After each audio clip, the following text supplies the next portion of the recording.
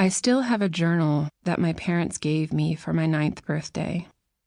It was one of the first places I looked for messages from my childhood after collapsing on the floor in New York.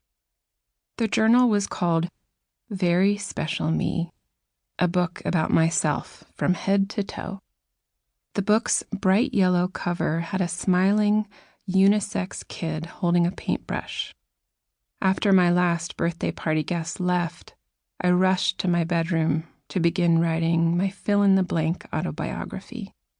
I snuggled in my bed and wrote that my hair was the color of straw and my eyes were like brownies. I said that my favorite color was green, my favorite TV shows were Fame and Smurfs, and my favorite books were Charlotte's Web and The Wind in the Willows. I wrote that on rainy days, I like to write and sleep.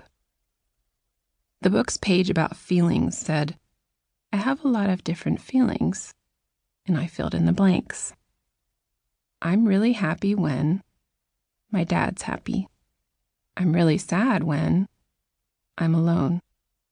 I feel mad when my brother teases me, and I feel really hurt when my brother hurts me.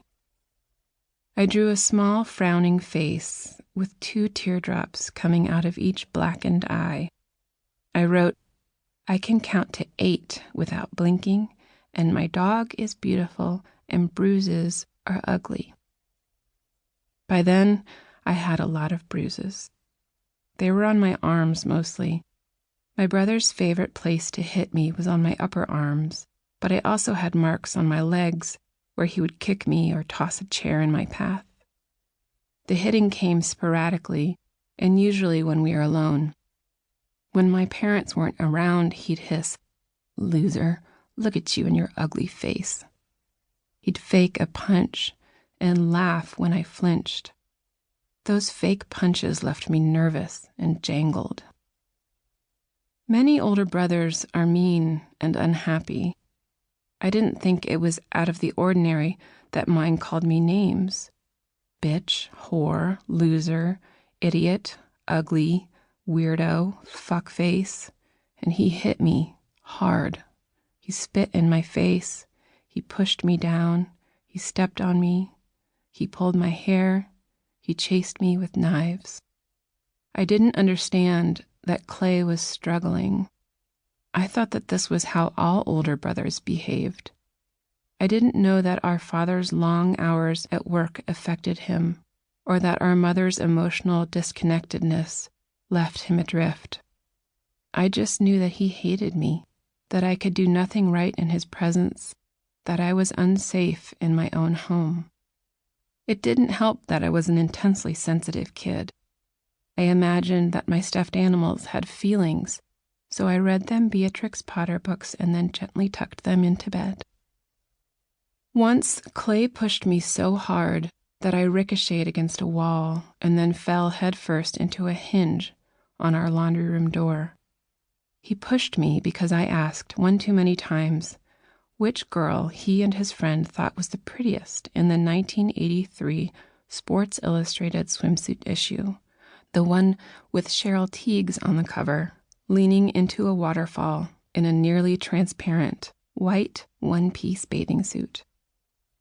My dad heard the crash and came running from his office to find me lying unconscious in a pool of blood.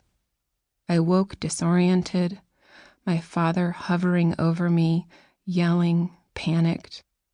He carried me to the car and raced to an emergency room where the loveliest nurse held my hand as a female doctor with a brown ponytail sewed 5 stitches into my head. I remember thinking that those women glowed like angels. When we got home, my father screamed at Clay behind locked doors, and I felt responsible. I shouldn't have bothered him and his friend. I wanted my father to stop yelling because soon I knew Dad would go back to work and I'd be defenseless again with an even angrier foe.